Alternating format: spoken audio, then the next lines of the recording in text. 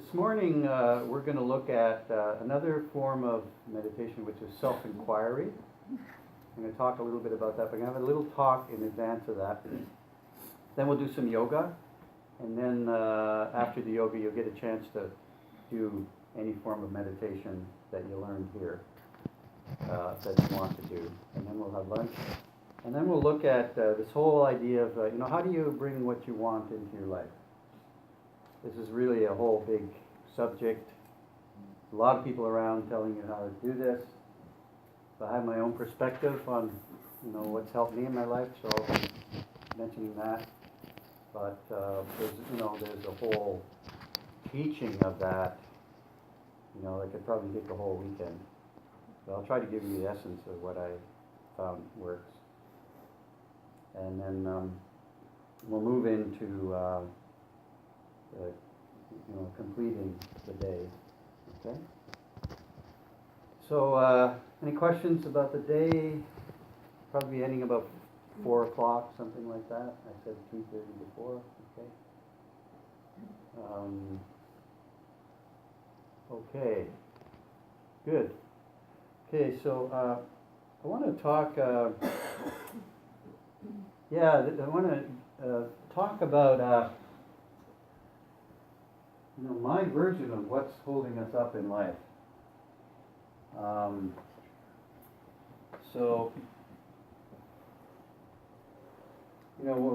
said that Woody Allen once said that the secret of life is and happiness is to show up.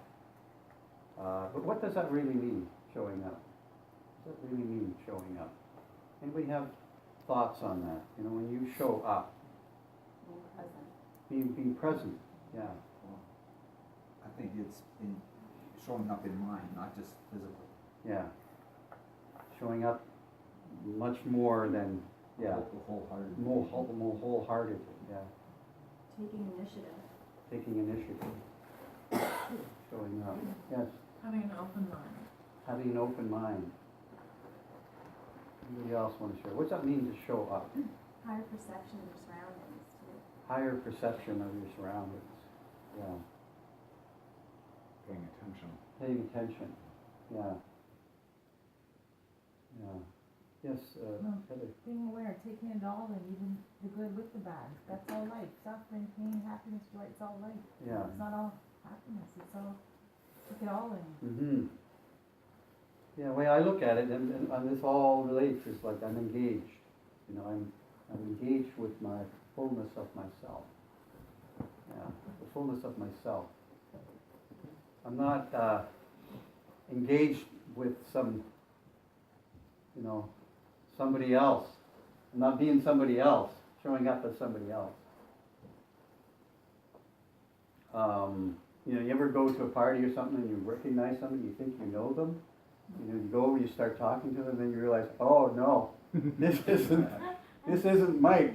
This isn't Mike. It's like, oh, you're in Mike's body, but you're not Mike. And it's kind of like, you don't show up as somebody else. You show up as yourself. Right? So, what do you think prevents us from showing up as ourselves? Yes. Well, families and parents can do horrible things Mm-hmm. to some of us. Yeah. So there's some incidents that happen to you with your family, do horrible things to you. So trauma. Fear. Yeah. Fear.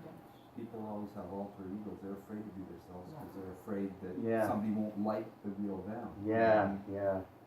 People can be very judgmental. Judgmental. Yeah. Yeah. Heather, you had the Yeah, I was gonna say fear of being judged. fear of being judged. That's a big one, right? Yeah. Yeah. When like everyone has their own expectations, and when there's a difference in that Yeah. ultimate expectation, sometimes it's hard, especially if you've changed, Yeah. it's hard for those around you to accept Mm-hmm. that change. Yeah. So people's expectations of you, even though that may not be who you are in the present moment. Yes. Nate? Sometimes, building on what you said somewhat, maybe we lack, we don't know how to communicate Mm. our change. Or Yeah. we've experienced it, we may not have words for it, Yeah, and then maybe a fear of communicating it and not being, and then being misunderstood. Yeah. that's right, yeah, so fear of communicating, maybe an inability, you know, like a child is very young, they don't have an ability to say what's really going on with them, tell the truth. And then maybe it might be judged, you know, or maybe there's a trauma, right? Any other thoughts about why we're not showing up? It could be a personal conflictedness. Yeah. So a desire to want to show up but not know how really to do that because Mm. of being a little bit self-centered with one's own issues, not being Yeah. able to see a greater picture of how to be available and to show up. Yeah. Yeah. Sometimes I find it easier just to act the way I know I'm supposed to act in a situation. I know Yeah, what they go with it. expect, so I'll just be the way they want me to be. Hell with it all. Hell with all It's the so much spiritual easier to do development. that. I'm lazy. Yeah. Yes, Well, the other side of that, I mean, acting how they expect you to be is sort of using the past as a way to guide your behavior now, mm-hmm, but also, I think sometimes we use the future, what we see as the future as a way to guide our behavior Mhm. now. mm-hmm. And that, both of those will prevent you from showing up now. Yeah, that's right, yeah. Yeah, and then also, just relating that, you know, sometimes there's this thought in personal growth, you know, that, you know, I'm just gonna be the way I really wanna be, and then maybe I'll start feeling that way, you know, like, it's kinda like fake it till you make it, you know? But sometimes it ends up being, you know, fake it until you make it fake. You know, it's not really being yourself, but being an image of, you know, being an image of success, right? So, how about this one? You know, sometimes maybe a big reason why we're not showing up as ourselves is we don't know who we are. You know? Yeah, we don't know who we are. So how can we be ourselves if we don't know who we want to be, right? And you know, sometimes the problem is we end up being a reasonable facsimile of somebody else. It's not only that we're not being ourselves, but we're kind of taking the hint from, oh, that person looks like they're being themselves. I'll try to be that person, but it's a reasonable facsimile of them. And we're not being ourselves because maybe partly we don't know who we are. So what's going on that this is happening in life? And I'm just going to give you my point of view here. This is kind of a distillation of about like 20 years of like working with people and myself and discovering what the hell's going on here in life that we're suffering so much and we're not showing up, not being who we are. So first off, there is you, right? There is, you know, you could call it the true self, the true being, you know, who you actually are. There is. And, you know, in meditation, you bump into that. You know, you just get this sense of calmness, you get this sense of kind of expansiveness, of just being settled, and you kind of bump into that. Oh, okay, this is me, you know? This is me. And you get the sense of it, right? You get the connection to it. So you get that. But then as, you know, like there's something that's in the way of us presenting ourselves as who we really are. So this is kind of the diagram of what I call the shell that we're in, you know. If you read Eckhart Tolle, he talks about the pain body, you know, this is similar to it. It's going to relate to, you know, what you said, Hana, right? Hanya, yeah. So, you know, what happens to us, you know, in childhood, we get born, right? We get born, we're all excited. It's like the new year of our life. It's all fantastic and wonderful. We get born. I was there for my children's birth, and it's like amazing. You see this amazing being coming out of my wife, and it's like, wow, like they're just totally open, you know, like they're in touch with themselves, right? Children are really connected to themselves, really totally being themselves. problem is, they don't know who they are. The children are really connected to themselves, but they don't know who they are, right? And so what happens is, some incident happens, difficulty, parents treating you, maybe slapping you, maybe criticizing you, being critical of you. So there's these incidents that are overwhelming. It's hard for you to take them. We don't just have the ability to take in that experience or those experiences. They're difficult, right? So it's like there's an experience that comes in, and we're only able to let in a little bit of it, okay? And it might be a communication. Oftentimes it's a communication from parents or other people putting you down or something. We're only able to let a little bit of that in. So you might say we withhold. So you'd say we withhold, we hold it out, hold out some of that experience. But it also, as I think Meg said, we have difficulty communicating what we're going through. And we don't know how to do it. It's not appropriate, it's not allowed. So we only let out a little bit. Yes? Well, sometimes it can be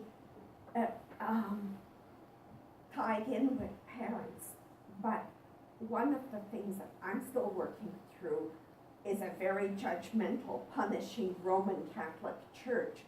Boy, the nuns and the fear of hell, and boy, oh boy, they kept That's you right. in line. That's right.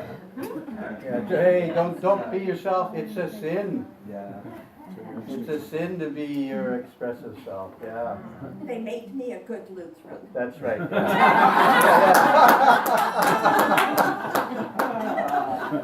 Yeah, it's like one person came to one of my workshops, and I'm not putting down Christianity. I'm just putting down like fundamentalism. They said, I'm a recovering Catholic. Yeah, so there's this socialization too. It's not only just parents. It could be some authority, some hierarchy like the church. Who we are is we're born sinners. That's who we are, right? So we're a sinner to begin with. Yeah. So it's like, how can a little kid stand up against a church? Huge church and say, no, I'm not a sinner. I'm okay the way I am. You're a sinner. The bishop says this. The archbishop says this. The pope says this. It says in John and Luke and Matthew, you're a sinner. And you need me to redeem you. That may be true. I don't know. You experience that for yourself. I've not experienced that as being true. So how can a little kid communicate that? So we withhold our truth. We hold out the difficult incident, and we withhold our response to that difficult incident. So there's this withhold, and then as a result of that, we have to make a decision, okay, so it's like, in order to hold that out, the mind has to understand it. Why is Mother criticizing me so much? Maybe I am a sinner. That makes sense. So then I don't have to deal with the tension of withholding. Okay? In Buddhism, they call this, the Buddha calls he talks about two things. See if I can recover this from my short-term memory that I've had difficulty with. He talks about basically resistance. Resistance to holding on to